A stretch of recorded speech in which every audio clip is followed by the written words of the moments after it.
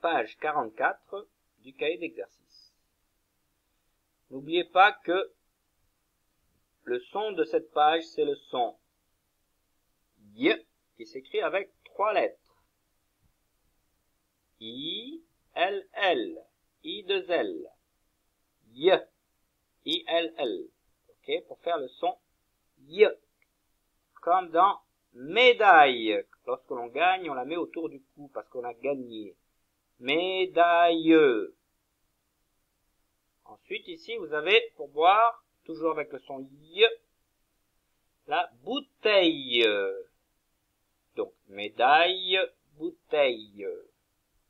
Après, vous avez l'insecte qui se transformera plus tard en papillon, mais ce n'est pas le papillon, même si on entend le son Y avec les lettres I-L-L, I-2-L, c'est la chenille. Donc, écrivez chenille, chenille.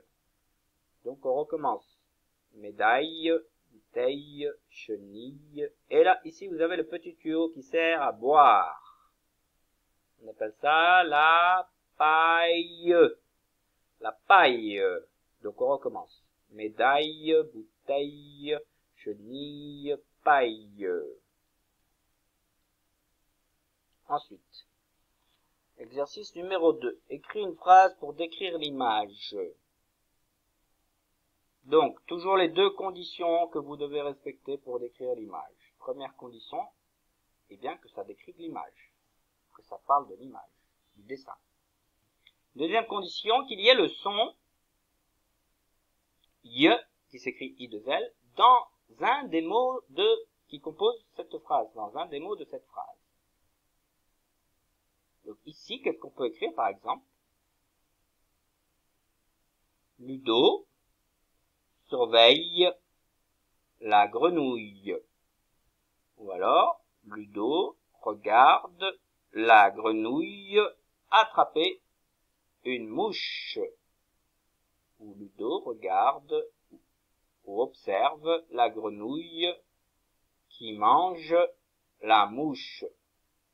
Que vous voulez à partir du moment où il y a un mot dans cette phrase qui contient le son Y, I2L. Ensuite, pour les exercices 3 et 4, vous ne pouvez pas les faire tout seul. Il faut d'abord lire 2 fois la petite histoire de Nina de la page 89. Ah voici, on la lit ensemble. Le cerisier de papy se couvre peu à peu de petits fruits verts.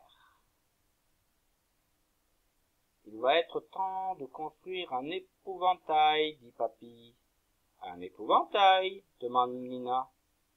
Oui, répond papy. Sinon tous les oiseaux picoreront les petites cerises mûres. Nous allons le faire de belle taille, ça veut dire grand, pour effrayer tous ces volatiles, ça veut dire tous ces oiseaux qui volent, gourmands. Alors, avec de la paille, un vieux chandail, un chapeau usé et un pantalon troué, Nina, Ludo et Papy fabriquent un magnifique épouvantail. Quel travail! Donc, une fois que vous avez lu 2 fois ou écouté 2 fois cette petite histoire de Nina, vous pouvez répondre ici. Vous pouvez barrer les mots qui ne conviennent pas. Alors, dans la petite histoire de Nina qu'on a lue ensemble, est-ce qu'on parle d'un poirier ou est-ce qu'on parle d'un cerisier? Vous barrez comme ça. Le mauvais, l'intrus, ok? Est-ce que c'est l'arbre de papy ou est-ce que c'est l'arbre de mamie? À vous de barrer celui qui n'est pas bon. Jusqu'à la fin comme ça, ok? Vous barrez à chaque fois un des 2. Ou un des 3. Ici, par exemple, vous avez 3. Se couvre peu à peu de grosses ou de petites. Non, il y en a 2 ici. De grosses ou de petites, de poires ou de cerises vertes. Si vous n'êtes pas sûr, si vous ne vous souvenez plus, pour revenir ici. De petits fruits verts, c'est ça le mot. Donc, de petites cerises vertes. Puisque c'est un cerisier. Et ici, enfin, Exercice numéro 4, relie le début et la fin des phrases. C'est toujours par rapport à la petite histoire de Nina. Dans la petite histoire de Nina, le cerisier est comment?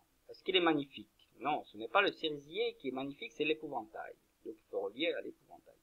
Est-ce qu'il est couvert de petites cerises, le cerisier? Cerise, cerisier. Oui, donc on relie. Etc. Ok? Pareil pour papy, à vous de relier à la bonne fin de phrase. Et pareil pour les oiseaux, à vous de relier à la bonne fin de phrase, à droite.